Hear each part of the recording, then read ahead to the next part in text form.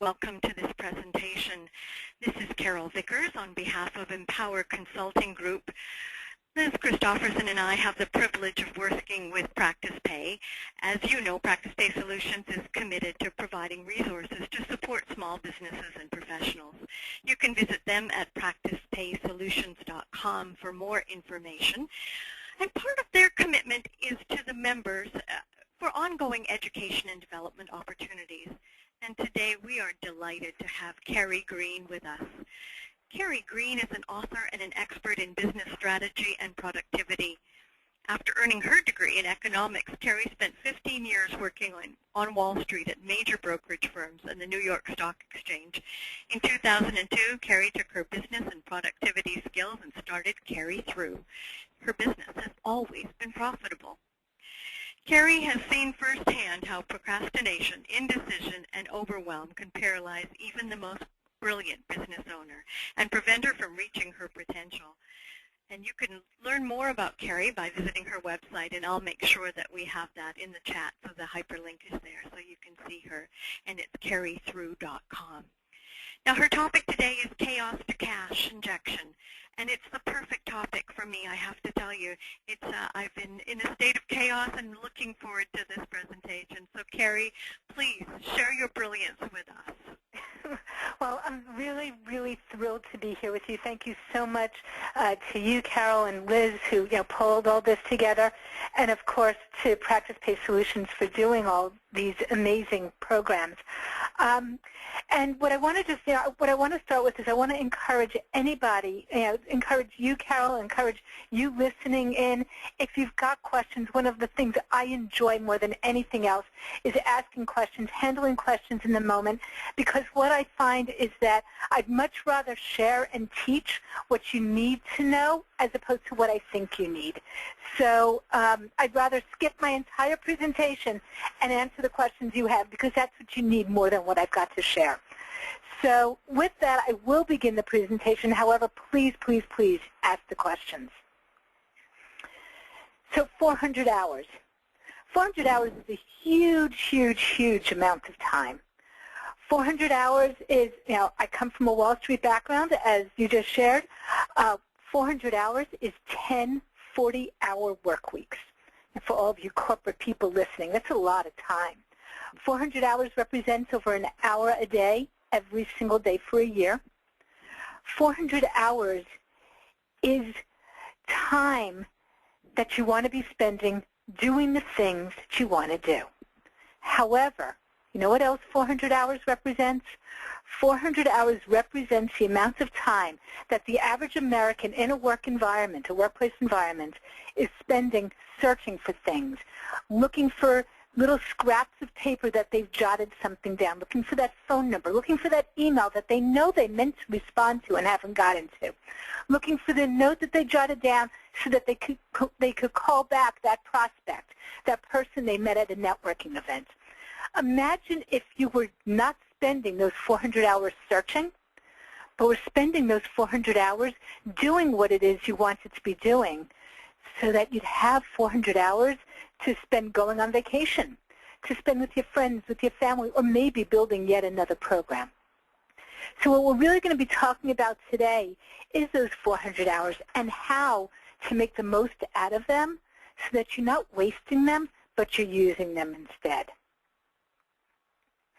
Now, I'd like to just share a little bit about me as we're getting started here so that you know where I came from in addition to what was shared at the very beginning, and just have a little sense of how I got to be doing what I'm doing and why I'm doing it. I do have a Wall Street background. I spent 15 years working on Wall Street. I worked for major brokerage firms. I worked for the New York Stock Exchange. You don't get more corporate and Wall Streetier than that. And I learned so much on Wall Street, and I didn't really realize it until afterwards. What I learned on Wall Street were all of the entrepreneurial do's and don'ts. When I worked for the New York Stock Exchange, that was where I learned all the entrepreneurial don'ts. We were taught to follow rules, to look and dress like everybody else, to act like everybody else, and never, ever, ever, above all else, make a mistake. Because if you make a mistake and you work for the New York Stock Exchange, you not only get fired, you not only get your hand slapped, but you could end up in jail. Bad. So we were taught to follow every single rule. When I left the New York Stock Exchange after 10 years, I ended up working for a firm called Daytech Online. Daytech Online was a brokerage firm. This goes back to 2000 when I was working there, 2000, 2001. And at Daytech, it was a complete opposite. Everybody was recently out of college. I was the old lady there. I had young children. I was married. It was a very, I was the old lady there. I was probably, I don't know, I guess about 32, 33, something like that. And we were told to take risks, to do things that weren't perfect, to release a product that was good enough, that did a couple of things but not everything. At Daytech, I learned about imperfection.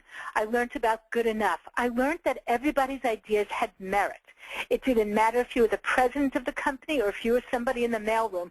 Your idea had merit, and your idea was worth looking into and figuring out if there was a way to make it happen. So, with looking at these two pieces and understanding them, it's really where my entrepreneurial, knowledge came from. So what happened to me, and I'm going to keep this very short, what happened to me in a nutshell was 9/11. I was at my desk on 9/11, looking out my window, just happened to look out to the right, and I live in New Jersey, and I was working on the Hudson River, really on the river overlooking Lower Manhattan.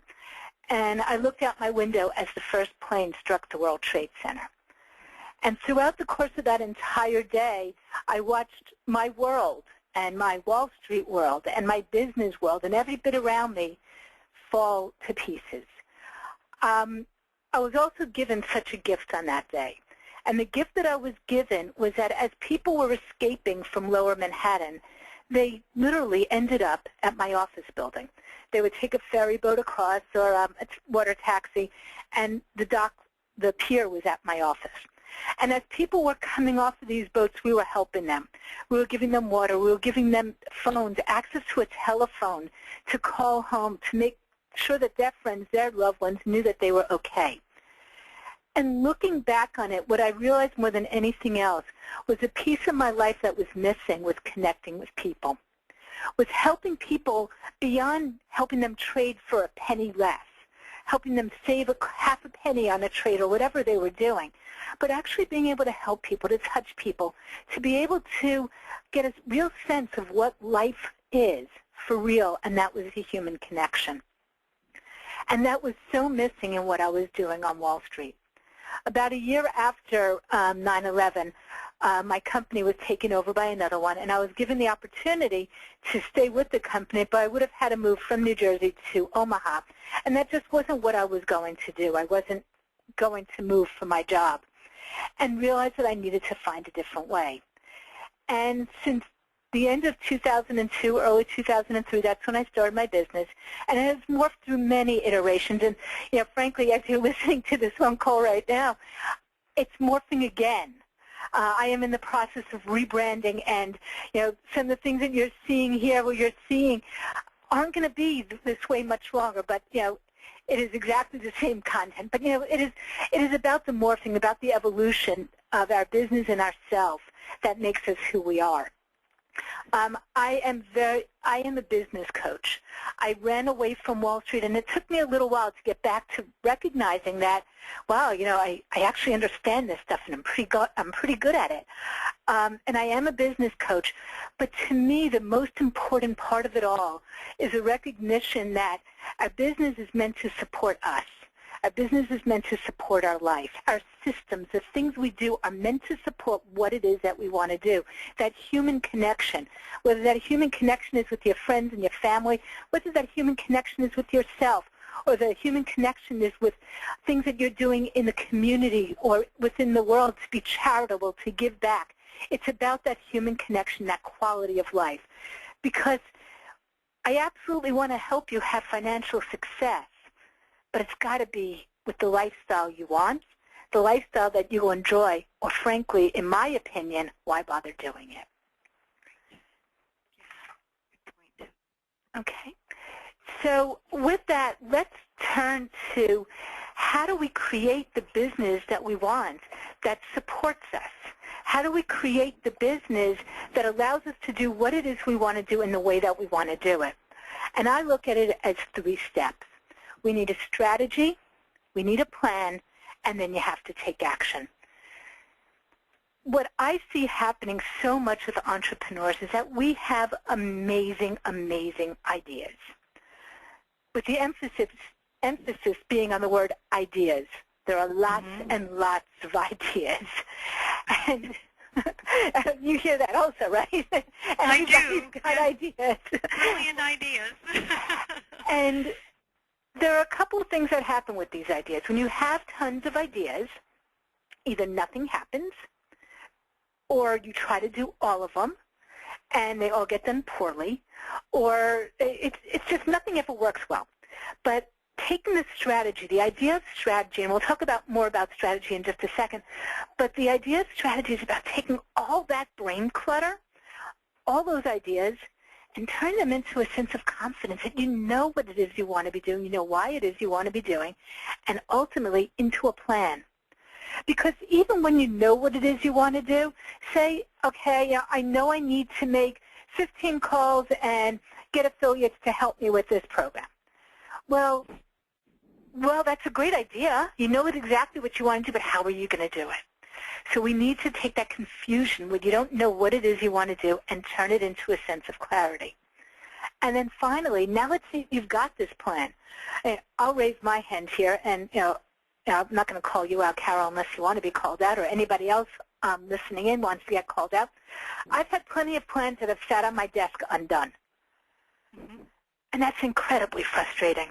So we need to turn that into action, and that's how we turn the chaos into cash. Because you've got the strategy, you've got the plan, and you've got the action. Is that making sense for everybody? If you've got a question, please, I guess you could type it into the chat box. You've probably got it, that you could see there. And, please, I'm happy to answer questions. Right. None so far, except for mine. So, okay, go ahead. Ask your question. You said a plan on your desk. So yeah. I can relate to that. So it's almost like a to-do list in a calendar is what my plans look like. They don't get into the action part. So I'm ready to hear the next piece. Okay, well, we definitely have ways to turn that plan into action because it's got to have all 3 pieces. If you don't have all 3 pieces together, you end up, let's say you skip strategy, you end up doing the wrong thing. So you've got a plan and you've got action, but you haven't gotten strategy. What you do doesn't get you to where you want to be. If you've got strategy and action, well, you're not doing the right things necessarily, and you're doing them all mixed up, and maybe you're doing half of the activities. And, of course, if you've got strategy and a plan but no action, well, that's just, I think that's the ultimate in frustration for me. So we need to pull them all together. Good point. So strategy is what we're really talking about here. What this enables you to do is turn the brain clutter into confidence. And the truth of the matter is, and this is hard for a lot of entrepreneurs, you can't do everything. You just can't. Every day I get lots and lots of email. And each email says, well, join this program and get, 50 ways to market your business on Facebook. And then there's this one that says 50 ways to market your business on Twitter. And then there's another one, 50 ways to market your business networking, and 50 ways to, grow your business, and 65 ways to talk to clients so that or prospects so that they say yes. And we end up so confused. And I really prefer, and this is my own personal preference, and this isn't what I've heard everywhere, and I know there are a lot of marketers that disagree with this, but this is something that's so important to me. I'd rather have you, I think there are 15 things that you could be doing to grow your business, and we sorted them in order of which would be the most effective thing for you to do. I'd rather you not do number 1 if number 1 isn't something that you want to be doing. Just because number one might be the most effective way for you to market and grow your business does not mean you should do it. Do the thing that you are going to be doing consistently and with a smile on your face, because that will grow your business far better and far faster, and where you're far happier. And also, if you've got something that you have to be doing, the chance of you sitting down at your desk and saying, oh, yay, today's the day I'm going to do it, is not going to be nearly as high as something that you don't want to be doing, or I'm sorry, something you do want to be doing, and that's the thing that you have to come to your desk to do. So I'd much rather see you doing something consistently that you enjoy rather than not something that you're not going to be enjoying. So you can't do everything. What's the goal for your business? And how do you start weighing, how do you rank these things, numbers 1 through 15 or whatever number it is? And what I like to do is I want to look at what's your overall goal for your business. And if your business could only accomplish one thing right now, what would that one thing be? So there have been times for me in my business, and it's funny because so often, I'm just backing up a second, so often we think, well, more than anything else, I need money. And that's not always it. It might be that what you need right now is time to work on a product. It might be that you need time because, well, for me, my kids, I have twin sons who are seniors in high school right now, and I need time because guess who has to help writing these essays? So it's important to look at what your personal goal is. It might be, go ahead, you have a question for me? No, I was just commenting that it is often not just the money, because it's more precious is the time. Mm-hmm. Yeah. It might be also clients. I've got a book. My book sells for $19.95. Okay, yeah, I make a couple of dollars when I sell a book. However, every person who buys that book is a client. I'm not making a lot of money selling a book, but I am getting new clients. So what's more important for me, clients or money? At different times, they're different. And it's important to sit back with yourself and help you and think about, well, what's the most important thing for my business right now? Am I looking for clients? Am I looking for income, revenues? Am I looking for time? Am I looking for new product? What am I most interested in? And build your strategy around that. And that will enable you to start to weed out what should you be doing in the first place.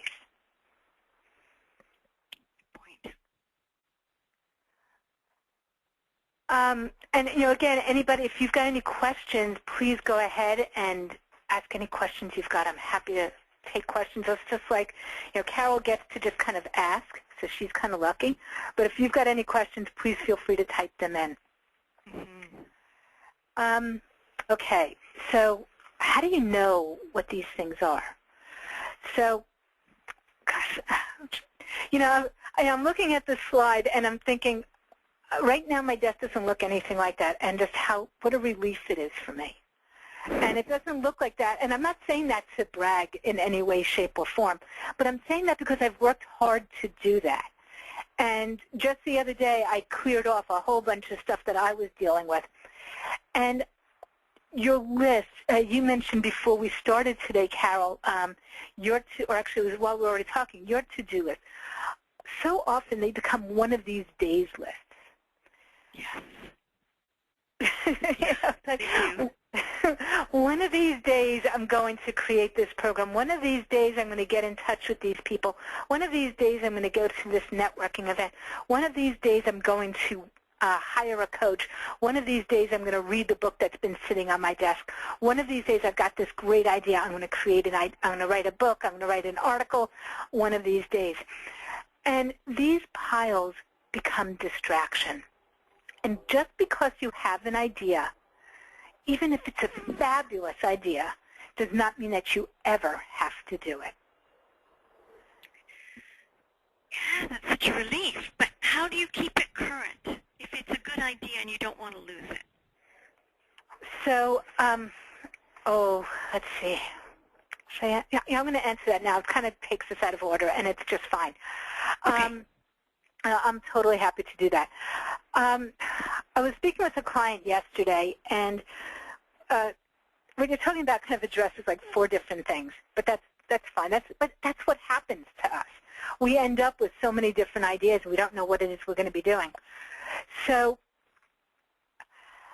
one of the things I do, I'm going to actually address this with an example from a client of mine. Okay. This client created a swipe file. And a swipe file, if you've never heard the term, is you see something online and it's a great idea. Or, you just, I've got this title here, stop overworking, do the right things to make more money. That's what the title of this slide is. And let's say you saw that and you said, wow, that would really, really work for me.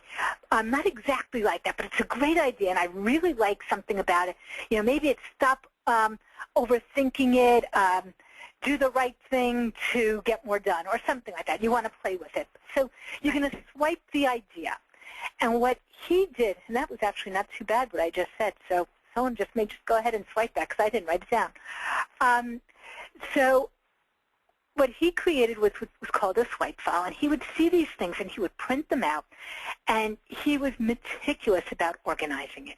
He had binders and binders full, literally 20 binders, full of these ideas, things that he wanted to do someday.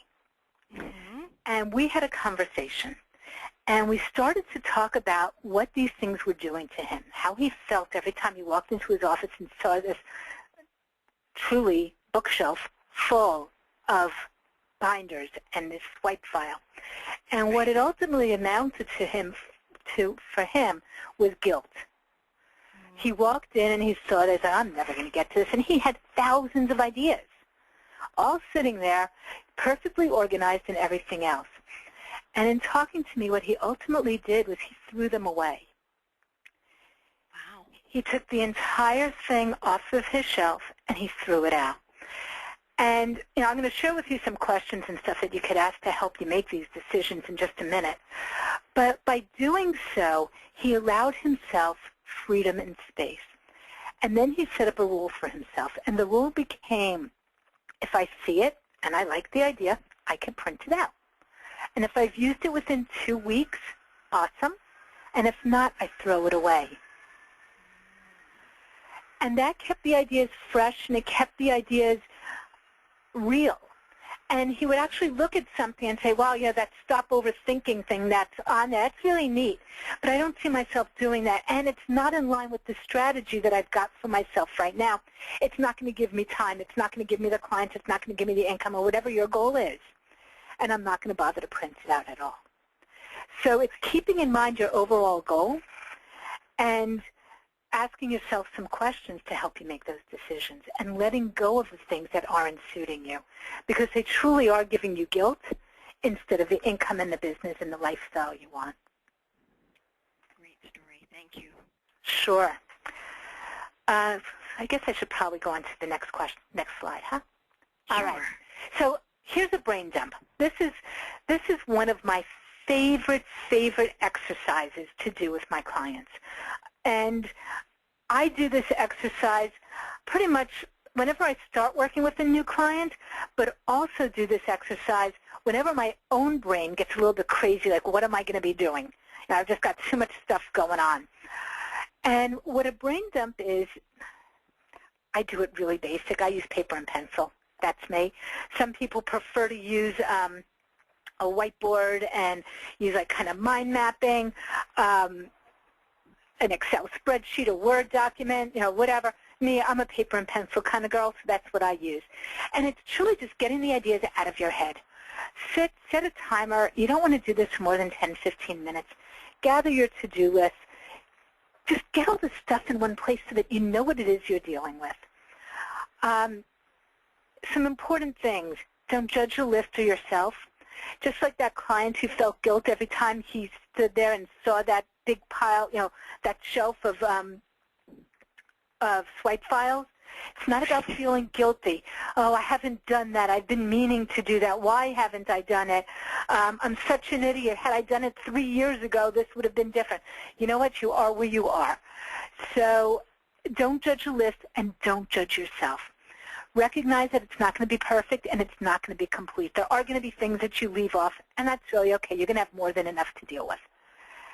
And I like to include personal things here as well as business, because as much as we like to think we need to have our work and our business life separate, the truth is, as entrepreneurs, we are our business and our business is us. And I have yet to meet an entrepreneur who could really separate them. Mm-hmm. Can you? No. We can't, especially since so many of the business owners that I work for, or work with rather, we're in this to make a difference in our lives and in our clients' lives. And whether you have a brick and mortar store selling clothing, you're there to help people dress and look good and feel good. If you're selling food, you're there to help nourish people. You're not just in it to provide a lunch to somebody, but you're in it to really do more, and to give somebody a good meal and to make them put a smile on their face. So, I haven't found anyone who could truly separate those two pieces. So I like to include both pieces of it. Yeah.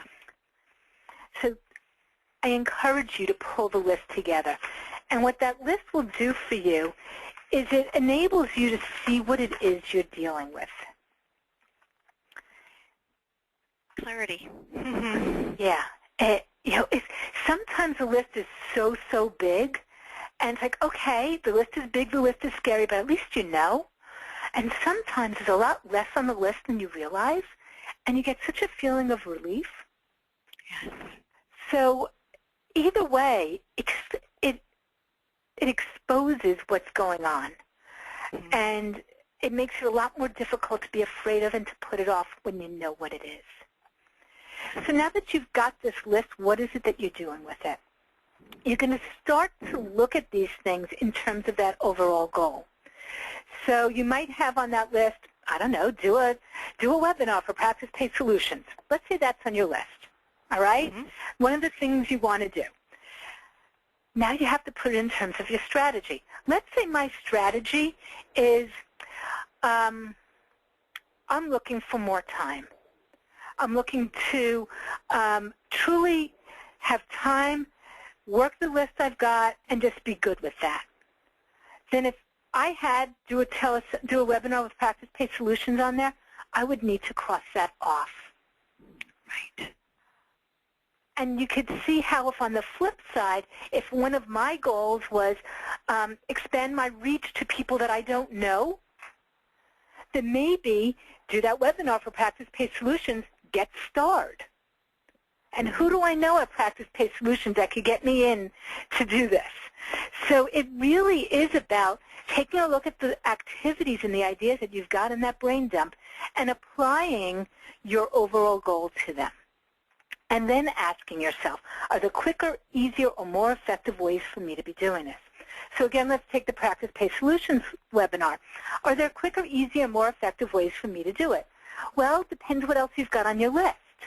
Maybe it's quicker and easier for you to just go to a networking event and shake 5 hands with people, because what you're interested in more than anything else right now is one new client.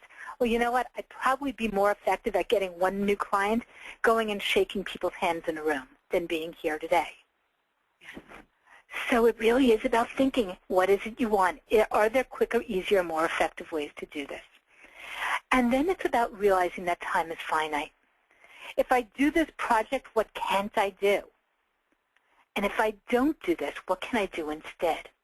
If I spend an hour on Facebook, networking and doing exactly what you're supposed to be doing on Facebook and not just trolling through people's profiles that you've never met, if I spent an hour doing that, that means I'm not spending the hour on the phone contacting people that I've met before. It's not a good or bad thing. It's just a fact.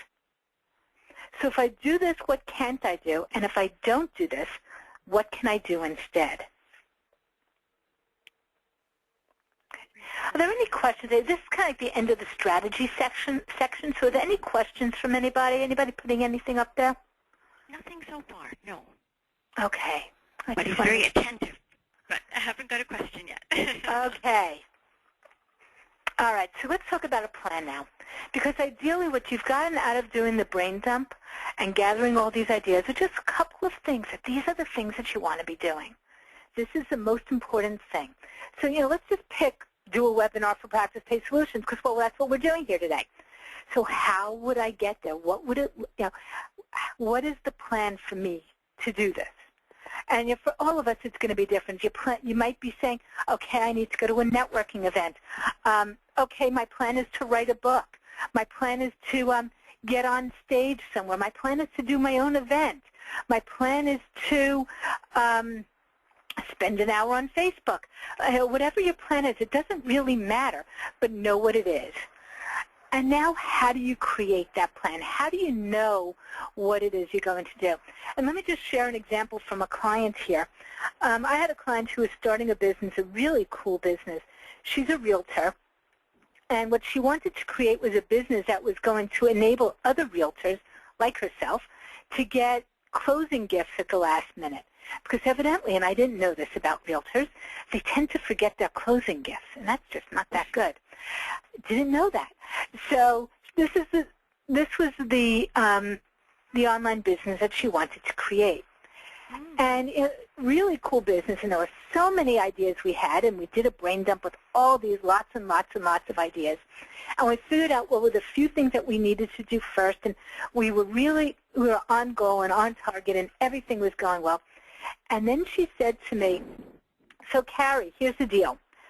There's a trade show, and I want to launch the business at this trade show. Well, that is just awesome. You're going to have lots of eyes on it. You'll be able to collect a lot of new leads. Really, really awesome. And she said to me, there's one little problem. Yeah, what's that? Yeah, we could handle this. Trade show's in 7 weeks. That was a really quick turnaround, really quick turnaround. She didn't have a website. She didn't have products. She didn't have anything. So then it became looking at the kind of questions that I have right here. And first we had to say to ourselves, what's this going to look like when it's done? When we had all the bells and whistles there, what was it going to look like when it was done? What would the site be able to do? What was really our dream here? What was it going to look like when it was done? And then this is really important. What's going to make it good enough? And this is something I learned working for Daytech Online. What was going to make it good enough to release to people? And when I was working with Fran, what we were talking about was, wow, she's going to be standing at a trade show. It'd be really nice if she had all 30 products, and that's just not going to happen. But what would make it good enough is 2 products in each price range. That would make it good enough. And what else would make it good enough? Well, we do need some legal advice, and we do need a bank account. We need a website that works. But do we really need to have the,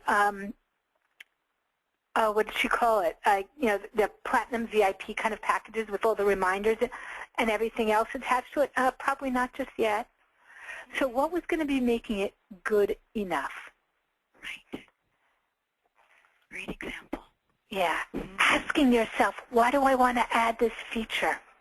And this is really important. These 2 questions here, why do I want to add this feature, and will doing this add to the end result?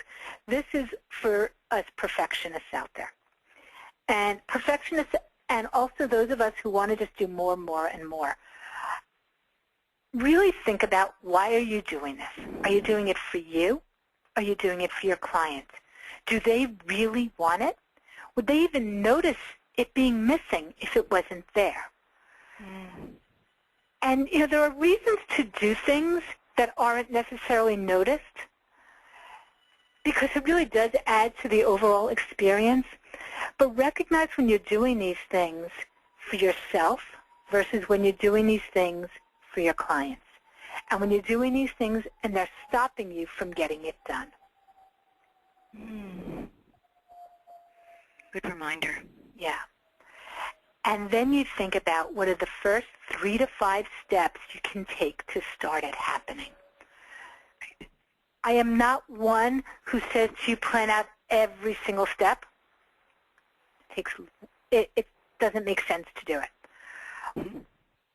Plan the first 3 to 5 steps. What happens if we sit down and we make an entire plan is we get stuck in the plan, and we also spend all of our day planning.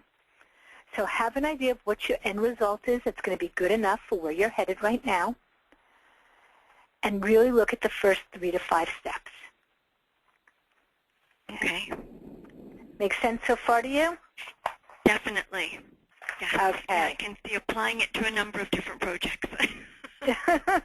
Good. And then we need to start taking action, don't we? Because we've got this plan, right? Yep.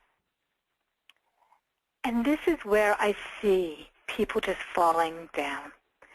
We fall down because we get sucked into 2 different sides of our business. And oftentimes what's going to really start bringing in the profits, bringing in the clients, getting us the time we want is really doing the marketing, doing the sales that we need to be doing, and not answering the 30 or 40 emails or 50 emails or 100 emails or whatever emails are sitting in your inbox waiting for you. Mm-hmm. I look at our business in 2 different things. So there's the in your business activities, and then there are the on your business activities. The way I define them, and it's probably a little bit different than what some other people have said, is the on your business activity, the in your business activities are things that are making you money today in one way or another. It might be answering that email. It might be working with a current client. It might be what I'm doing right now is, this is really an on your business activity, not an in your business activity, and I'll explain that in a minute. But these are the things that are generating money for you now, and they're important. They're also helping you maintain your current business and maybe paying your bills is an in your business activity. All these things are important and need to happen. These tend to be where we spend most of our time. And what suffers is the on your business activities, the things that are going to be growing your business tomorrow. This is tomorrow's income, not today's income, tomorrow's income. This is what leads to you having a business and clients in the future. It's the marketing. It's the sales. It's the things that are forward-thinking. Those are what I consider your on your business activities. And I know that there are lots of different ways people describe in your business, on your business, but this is the way that I look at it. And it helps me and my clients separate out what we're doing. Something like creating a new website. That's an on your business activity, not an in your business activity. And these are the things that don't happen. It's so easy to spend our day putting out the fires, responding to this client called, that client called, and your day is done. You've been busy all day, but you haven't done any of the things to grow your business. Right. Yes. So you understand, right? Yes, I absolutely do. Yes. And it's those in your business ones that seem to get you, one leads to another. It's never just a simple straight path. So they just pile up. It's like you're always putting out fires and, always responding to other people's requests. And, I'll get the Carrie, let me just ask you one thing. Can I just pick your brain for 1 minute? And before you know it, your day is gone. And the one thing that I had circled and starred and highlighted in like huge, huge letters, it's 6 o'clock and I'm like, oh, God. I never made dinner tonight. I've got 3 kids saying, Mom, where's dinner? And my husband saying, Carrie, dinner? Aren't we eating dinner tonight? And I'm thinking to myself, I never did that thing today. What happened? The day's gone. So the on your business and the in your business activities, they both have to happen. It's not like you can say to your client, sorry, I'm not working with you. You do need to work with them. You do need to pay your bills. It needs to happen, but it's important to make time for the on your business activities as well. Right. So it's about making it real for yourself. And as you're creating your overall plans, the plans for the things that are your dreams, the plans for the things that are really going to get you your goal, the plans that really fit your overall strategy, truly understanding, instead of just writing, work on website, I can promise you, You are not going to wake up in the morning and say, yes, today is work on website day. It's just not going to happen.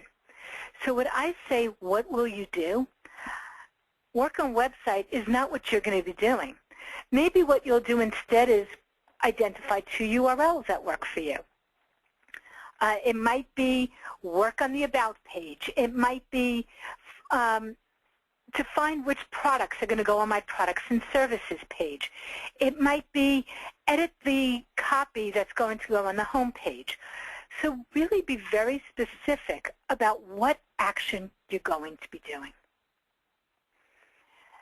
When you're picking these things, don't make them things that are going to take you the whole day. You're not going to have the time. This is about the first 3 to 5 activities. Remember, that go with that project. What are they? Keep them short enough that they are things that you can truly do in a sitting. Really important. Clear, specific, and short enough. And then start to think about when you're going to be doing it.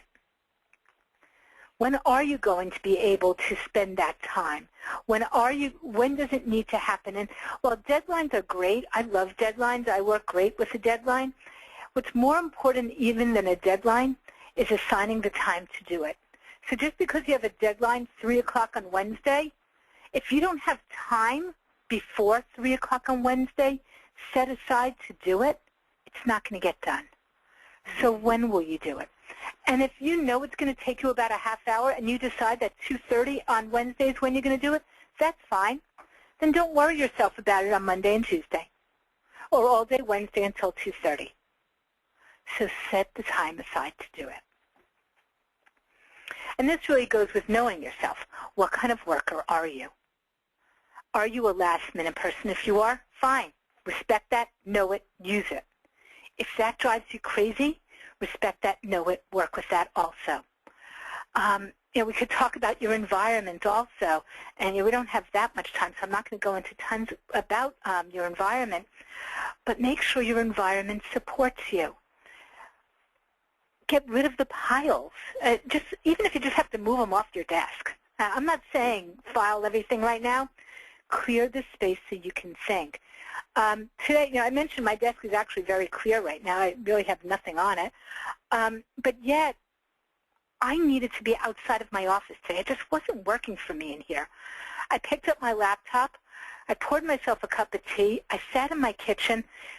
I have done something I've never done in my entire life today. I wrote 4 articles for my e-zine because I pulled myself out of an environment that, while normally very supportive, was not supporting me today. So know yourself.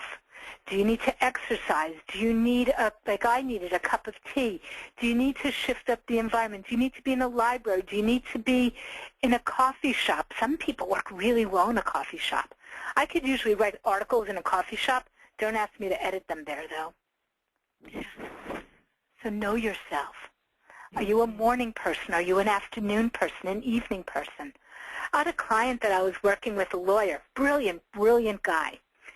And he was telling me that he was so good working with clients, brainstorming with them, getting to know them, figuring out strategy for them, really, really, really good with that.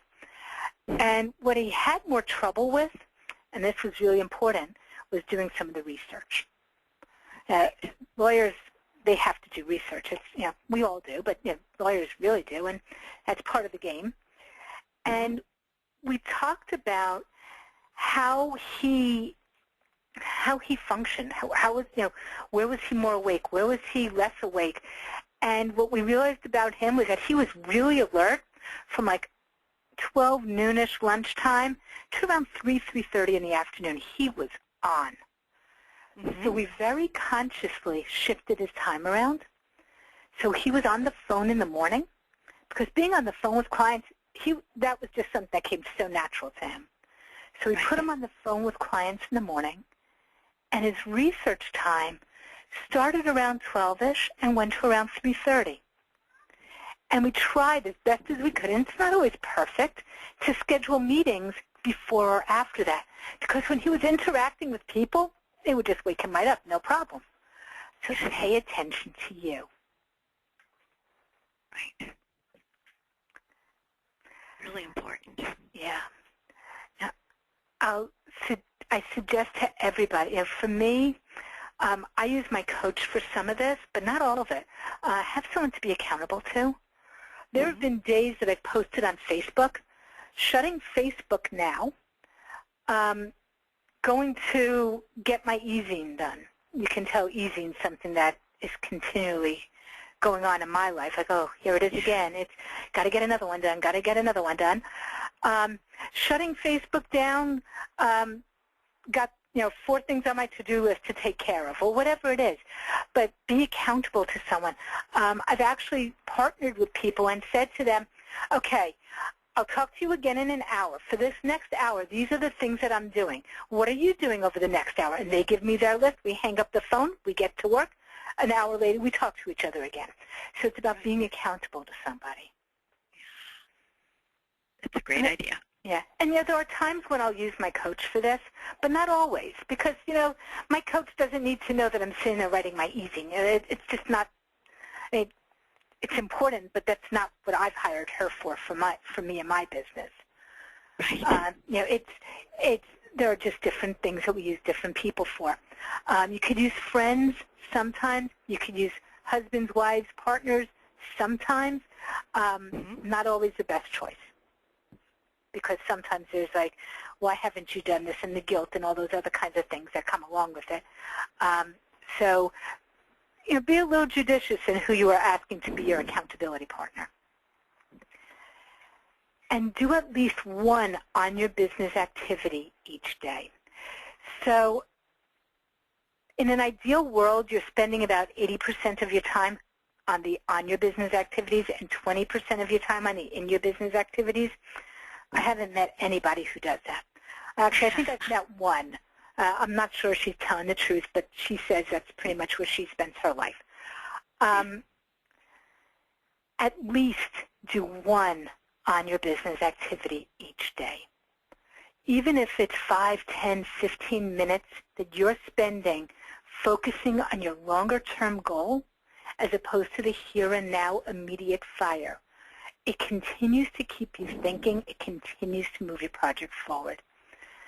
If you were to spend 15 minutes a day working on your business activity, by the end of a 5-day week, and I could say a 7-day week because many of us spend 7 days a week doing our work or working on our business, but at the end of a 5-day week, you would have spent an hour and 15 minutes working on it. Mm-hmm. It might not be done, but it's moving forward. Right. And this last one, continually revisit next steps. Really important. I mentioned only outline the first 3 to 5 steps. Well, most of the things that we're working on our business are a lot more than 3 to 5 steps. And here is what I suggest to do, and this is really why I prefer this way of looking at planning. The first 3 to 5 steps give us an idea of where we're going, and we have our overall goal. We know where we're going. Oftentimes, as we start to work on something, we realize that, yeah, this is a pretty neat idea, but it's not quite working. And you want to shift to doing something slightly different. Oh, I just have to say, I see a hummingbird outside. I don't think I've ever seen a hummingbird here. That's really cool. There's a hummingbird on our butterfly bush. That was really exciting. I don't know what that means. So if you're listening and anybody who can tell me what seeing a hummingbird suddenly outside your window on our butterfly bush means, please let me know. I'd love to know that. So I feel like one of those people like, oh, look, who's gone? Anyways, no, but what I was saying was, with the 3 to 5, what happens is that as you're going through things, you realize that your goal may change. You realize that what you thought was the right way to be doing something might not be working. So what only coming up with the first 3 to 5 things does is gives you the flexibility to shift, to check in with yourself, to make sure that your goal is still your goal, to make sure that what you're doing is on track with your goal. So you don't just do things blindly and then realize when you've gotten to the end of 50 things, you're nowhere near your target. But it also allows you after 2 or 3 or 4 things to say, you know what? This is heading left instead of right, and I think I want to go left. So these are going to be my next steps. And then we build the next 3 to 5 steps, always checking in with ourselves to make sure that where we're headed is where we want to be, and what we're doing is in line with where we want to be going. Mm-hmm. That making sense? Yes, absolutely. I can just see, you know, you end up taking 10 steps down a certain path and don't get where you're wanting to go. Revisiting those next steps is so important, because if you need to take a change of direction, better to figure that out sooner rather than later. Yeah, much better to find it out sooner rather than later. And it's also about giving yourself the flexibility and the space to make those changes. Mm-hmm. So, you know, let's say you're building it's kind of like buying a quart of paint or the little pints of paint instead of like 17 gallons of it. Test it out. Make sure that it's going right. And if it is going right, awesome. Keep going a little further. And then if you kind of look at it, it's like, I bought a gallon and I put it on one wall, and I'm really not happy with that, how it's working. How does it look on all the walls? You know, just take your time and allow yourself to develop the idea as you're working it, and not be stuck with the plan that you've got that might not be working. Mm-hmm. Okay? Now, I do have one more thing that I really want to share with everybody, and that is one of the hugest mistakes that I see business owners making every single day. Does that sound good to everybody? Sound good to you? Sure. Absolutely. Okay. Before I do that, I just want to offer everybody a present. Can I do that? Am I allowed? Oh, please. Oh, okay. Certainly. I have a gift that I want to share with everybody, with you listening to this call, anybody who wants this. It is a program called Make the Money You Want, 3 steps to attract 3 new clients in 30 days. This is an ebook, and this ebook takes a lot of what we're discussing today and really goes into even more depth than I did. Yeah, we've had about an hour to do this, and this ebook will allowed me to go into a lot more depth on each of these topics than I have been able to do today. You'll get some information. You know, I mentioned environment is so important. You'll get some information on the environment and really how to strategize and pick the right things that you should be doing to help you get real success. I also share some information about systems that will help you.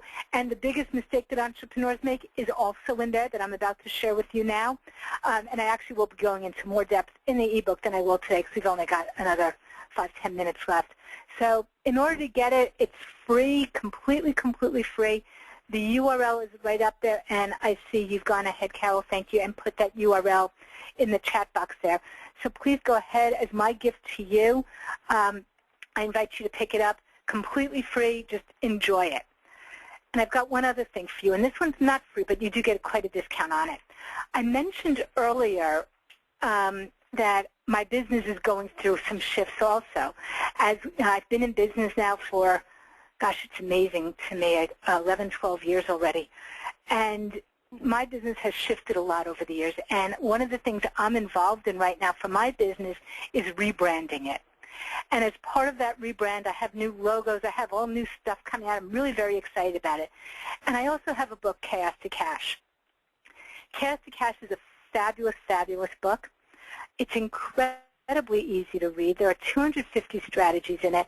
I will tell you that the 2 biggest compliments I got on this book, one person said to me, wow, this is amazing, Carrie. I don't need my reading glasses to read it. I don't think there's a single page that has more than 6 sentences on it. And the other my other favorite thing that somebody said to me, and I don't like to put this one in print as much. She said to me, Carrie, this makes fabulous bathroom reading. And that's because you don't have to read it in order. You just kind of pick up, read a page, and you're good for the day.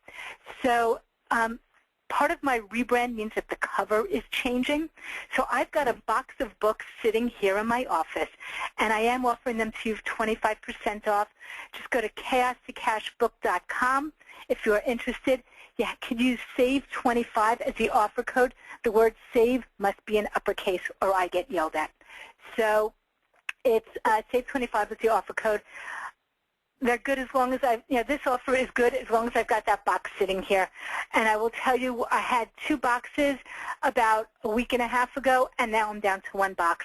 So as long as the books last, I am happy to ship them off, 25% off, and I'll sign them as well for you. Oh, wonderful. Thank you, Carrie. My pleasure. And now let me talk to you about the biggest mistake I see entrepreneurs making every single day. And this is all about communication. And it's, as entrepreneurs, so often we take all these steps to do something, but we don't finish it. And this is the biggest piece of it. We don't end up asking for the business. And it's so interesting to me. I'll speak to my clients, and they'll say to me, Carrie, I was talking to this person, and gosh, I know they need my help.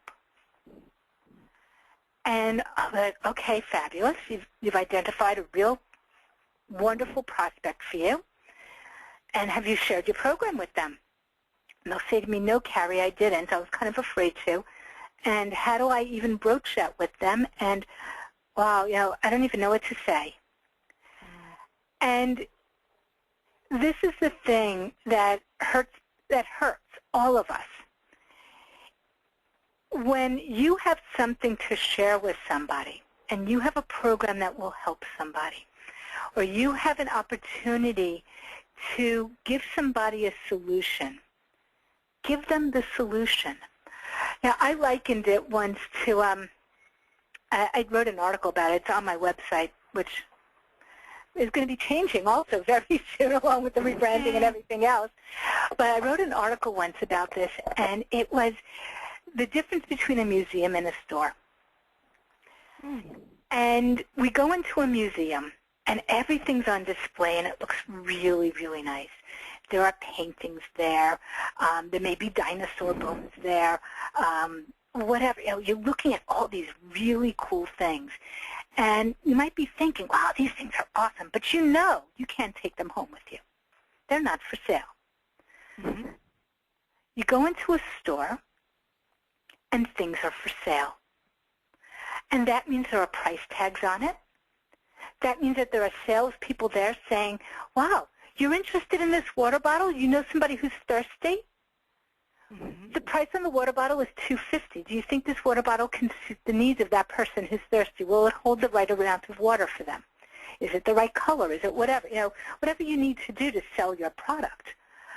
But you need to ask for the business, because no amount of strategy, plan, or action is going to help you if at the end of the day you don't ask people for the business. Yes.